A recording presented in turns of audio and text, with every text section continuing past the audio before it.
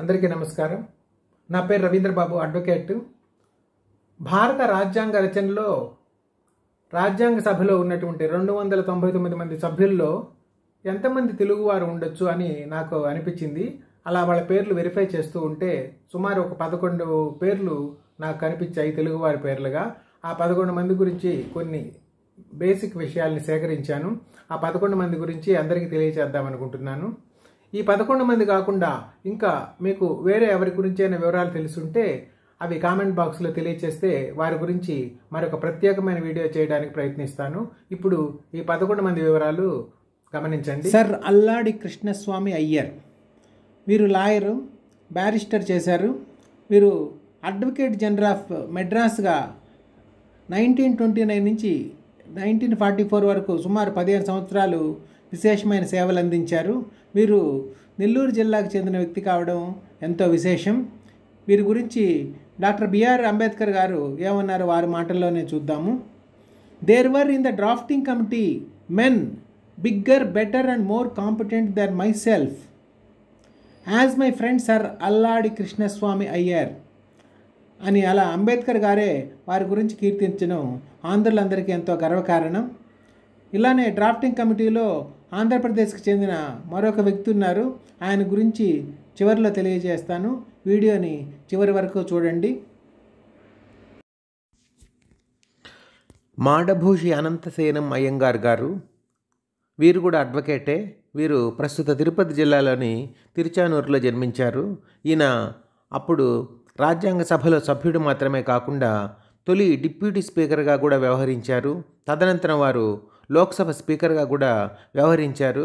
Governor of బీహార్గా కూడా వారు పనిచేశారు. మూడవ వ్యక్తి డాక్టర్ భోగరాజు పట్టాభి సీతారామయ్య గారు.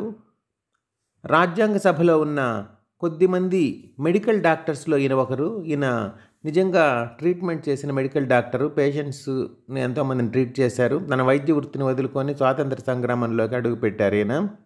ఈయన ఫౌండర్ ఆఫ్ ఆంధ్ర బ్యాంక్ అని కూడా చాలామందికి తెలుసు. ఈయన 1948-49 అంటే రాజ్యాంగం రాసినటువంటి కీలకమైన కాలంలో కాంగ్రెస్ యొక్క ప్రెసిడెంట్గా ఆయన వ్యవహరించారు. ఆ టైంలో నెహ్రూ గారు ప్రధానమంత్రి అయితే కాంగ్రెస్ యొక్క అధ్యక్షుడిగా ఆయన వ్యవహరించారు. తదనంతరం ఈయన మధ్యప్రదేశ్ గవర్నర్గా కూడా పనిచేశారు. ఈయన ఉమ్మడి కృష్ణా జిల్లాకు చెందిన వ్యక్తి. తర్వాత వ్యక్తి దుర్గాబాయి దేశ్ముఖ్ గారు. ఈమె రాజమండ్రికి చెందిన వ్యక్తి.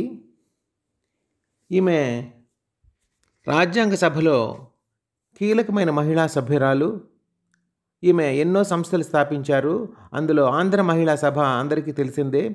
అదే కాకుండా దుర్గాబాయి దేశ్ముఖ్ హాస్పిటల్ స్థాపించారు. శ్రీ వెంకటేశ్వర కాలేజీ ఢిల్లీలో స్థాపించారు. అంతేకాకుండా ఆంధ్రులకి ఉపయోగకరంగా ఢిల్లీలో ఆంధ్ర ఎడ్యుకేషనల్ సొసైటీని కూడా వీరు స్థాపించారు. తరువాత వ్యక్తి శ్రీమతి సరోజినీ నాయుడు గారు. వీరు బెంగాలీ కుటుంబంలో జన్మించిన వీరు హైదరాబాద్లో జన్మించారు. అందువల్ల వీరిని కూడా ఆంధ్రప్రదేశ్కి చెందిన వ్యక్తిగా, తెలుగు వ్యక్తిగానే పరిగణించడం జరిగింది. వీరు నైటింగేల్ ఆఫ్ ఇండియాగా ఎంతో ప్రసిద్ధులు.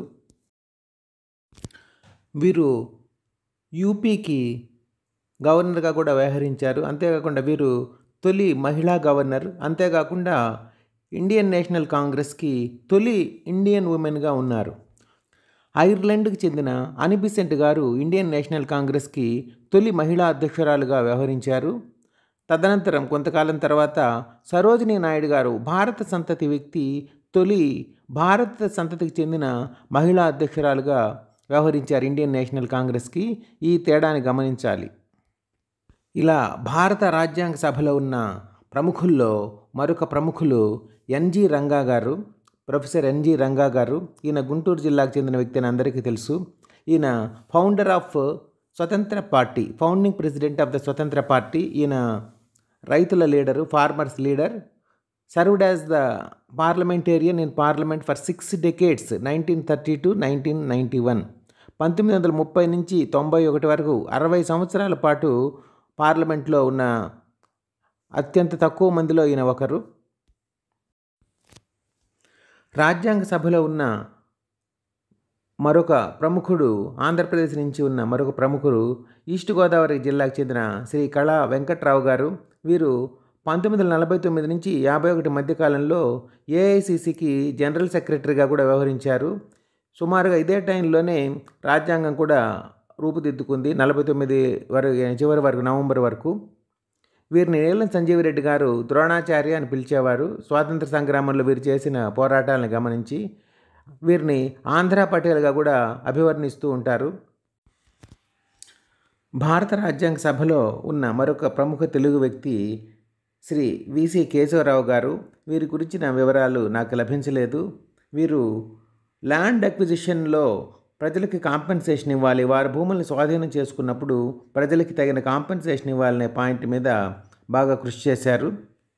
వీరి గురించిన వివరాలు ఎవరికైనా తెలిసి ఉంటే కామెంట్ బాక్స్లో తెలియజేయండి.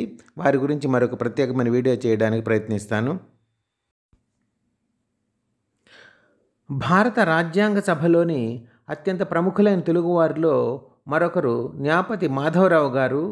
వీరు మచిలీపట్నంలో జన్మించారు. మచిలీపట్నంలోని నోబెల్ కళాశాలలో వీరు గ్రాడ్యుయేషన్ పూర్తి చేసుకున్నారు. వీరు కూడా అడ్వకేట్. వీరు బిఎల్ మిట్టర్ గారి స్థానంలో డ్రాఫ్టింగ్ కమిటీలో సభ్యులయ్యారు. 7 మంది సభ్యులున్న డ్రాఫ్టింగ్ కమిటీలో నెల్లూరు జిల్లాకు చెందిన అల్లాడి కృష్ణస్వామి అయ్యర్ గారు, కృష్ణా జిల్లాకు చెందినటువంటి న్యాపతి మాధవరావు గారు, ఇద్దరు తెలుగు వాళ్ళు ఉండడం ఎంతో విశేషం. భారత రాజ్యాంగ సభలో ఉన్న మరొక తెలుగు వ్యక్తి బెజవాడ గోపాల్ రెడ్డి గారు. వీరు 1955 నుంచి 56 కాలంలో చీఫ్ మినిస్టర్ ఆఫ్ ఆంధ్ర స్టేట్గా కూడా పనిచేశారు. వీరు తర్వాత ఉత్తరప్రదేశ్ గవర్నర్గా కూడా పనిచేశారు. వీరు శాంతినికేతన్లో డీలిట్ చదివారు. వీరు రవీంద్రనాథ్ ఠాగూర్ గారి ఎన్నో రచనల్ని తెలుగులోకి తర్జుమా చేశారు. వీరు సాహితీ ప్రియులు కూడా. వీరు కూడా నెల్లూరు జిల్లాకు చెందిన వ్యక్తి కావడం మరొక విశేషం. భారత రాజ్యాంగ సభలోని మరొక తెలుగు ప్రముఖుల్లో మరొకరు మోటూరి సత్యనారాయణ గారు. వీరు కృష్ణా జిల్లాకు చెందిన వ్యక్తి. వీరు చిన్నతనంలోనే దక్షిణ భారత హిందీ ప్రచార సభలో వాలంటీర్గా జాయిన్ అయ్యారు. తర్వాత తదనంతరం సెక్రటరీగా, ప్రిన్సిపల్ సెక్రటరీగా దక్షిణ భారత హిందీ ప్రచార సభకి విశేషమైన సేవలు అందించారు. వీరు రాజ్యాంగ సభలోని లాంగ్వేజెస్ కమిటీలో పాల్పంచుకున్నారు. వీరు రాజ్యాంగాన్ని ఇతర భారతీయ భాషల్లోకి తర్జుమా చేయాలని ఎంతో గట్టిగా పట్టుపట్టారు.